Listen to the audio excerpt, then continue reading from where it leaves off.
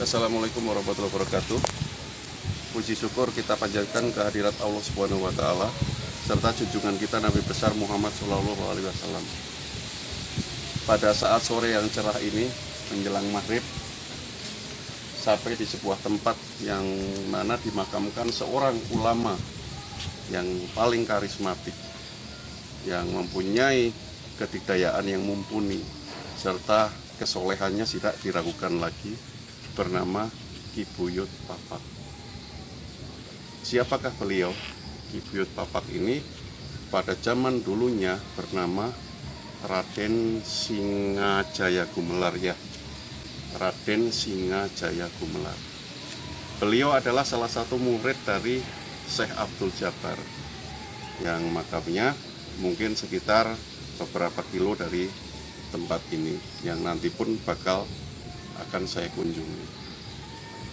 Baik, untuk mempersingkat waktu, mungkin karena ada 2 buah makam yang akan dituju, langsung ke tempat persemayaman beliau atau tempat di mana dimakamkan Syekh Buyut Papak ini di sebelah. Baik, masuk kamera dulu. Assalamualaikum warahmatullahi wabarakatuh.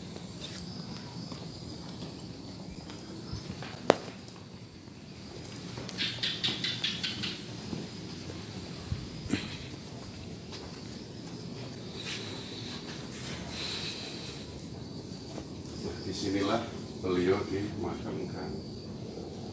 Tujuan Wawan Dewangga datang ke sini untuk menghormati, mengenang sejarah, sehingga generasi muda yang nantinya bakal ke tempat ini menjaga kebersihan serta memberikan teladan ke yang lain, ke tamu-tamu dari luar Pandeglang, sehingga tercipta suasana yang lebih asri di tempat ini. Mengenang kebaikan serta jasa-jasa yang diberikan oleh beliau untuk kemajuan dan sejarah Pandeglang ini. Nah, sudah ini ya tempatnya. Di sini beliau disemayamkan, sebuah jasa yang tidak akan dilupakan oleh masyarakat Kabupaten Pandeglang. Perintah dari guru yang sudah beliau laksanakan, membuat sebuah gelang pengikat bagi Ki Amuk dan Ki Jagur, 2 buah pusaka yang berasal dari wilayah Demak sebagai hadiah buat Sultan Maulana Hasanuddin di zaman itu. Baik, sebagian mungkin saya ceritakan di luar. Ya, silakan. Mungkin saya lagi.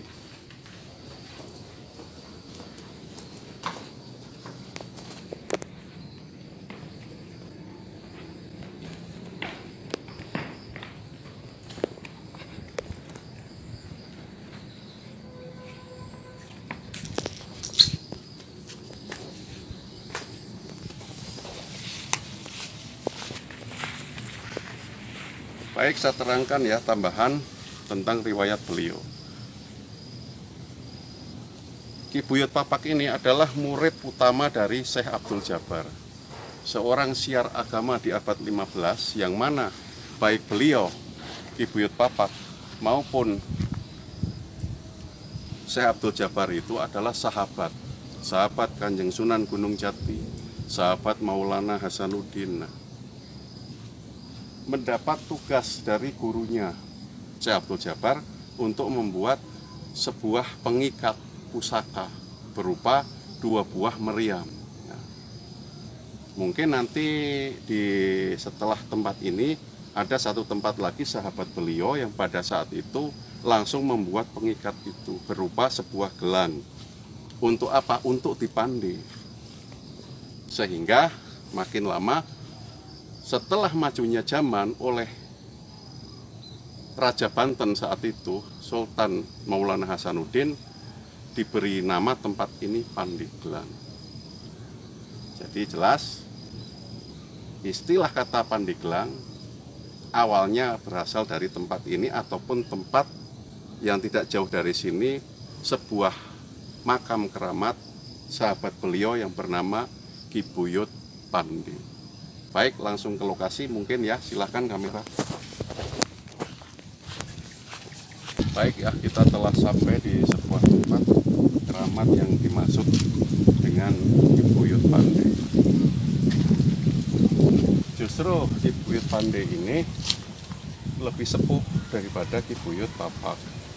Nah, dari segi keilmuan memang betul Cibuyut Papak lebih mumpuni. Tapi dari segi usia bagaimanapun sama-sama pada saat itu berguru kepada Syekh Abdul Jabbar, sehingga pasti keduanya pun tetap menerima warisan berupa ilmu yang bermanfaat bagi generasi Pandeglang. Baik pemirsa, saya ajak untuk kita lihat sambil berjalan ke dalam makam ini.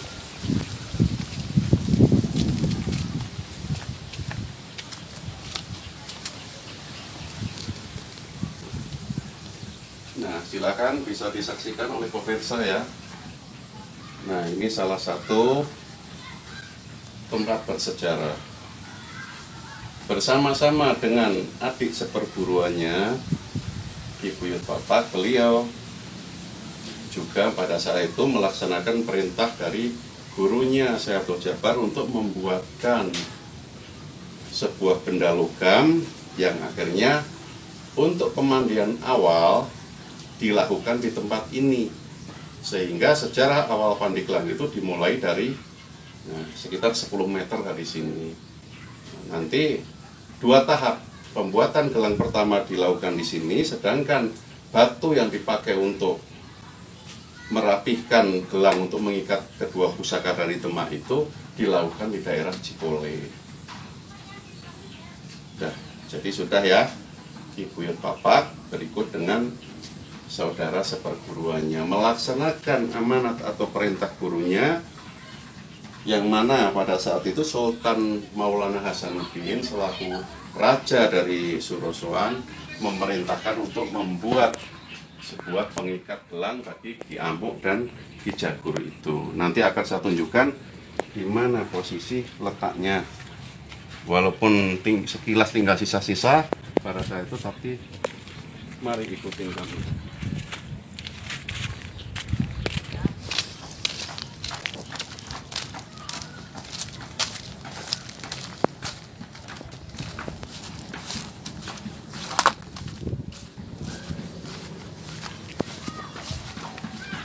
Silakan perhatikan ya kamera ya. Ini sebuah tunggul disebutnya ya, akar pohon bambu. Nah, sedang di sini di sebelah situ aslinya ada sebuah sumur pada saat itu, namun oleh majunya zaman sehingga seolah-olah tempat ini sudah tidak terlihat. Padahal tempat inilah tempat yang cukup bersejarah bagi masyarakat Kabupaten Pandeglang. Di bawah tunggul bambu inilah pertama kali gelang pengikat yang dipesan oleh sang sultan dari Surosoan Maulana Hasanuddin itu dibuat di sini. Kemudian dibawa untuk dirapihkan di sebuah batu yang berada di daerah Cikole, sehingga jelas istilah kata Pandeglang berasal dari kata pande dan gelang. Memandi sebuah gelang tujuannya untuk mengikat 2 buah pusaka yang merupakan hadiah dari Sultan Demak pada saat itu, diberikan hadiah perkawinan buat sang raja Sultan Maulana Hasanuddin. Jejak-jejak yang masih terus kami telusuri adalah jejak-jejak ulama di wilayah Banten. Sekilas hanya tempat yang sangat sederhana, tapi cukup bersejarah. Istilah kata Pandeglang menjadi sebuah kota yang dengan sejuta santri, dengan sejuta ulama bernama Pandeglang. Barangkali ada kesalahan ucap ataupun kesalahan lain dari saya pribadi, mohon maaf yang sebesar-besarnya. Cukup dari saya sekian. Ikuti jejak penelusuran selanjutnya dari saya, Wawan Dewangga Channel. di waktu yang lebih eksotis lagi, di waktu yang akan datang. Terima kasih. Wassalamualaikum warahmatullahi wabarakatuh.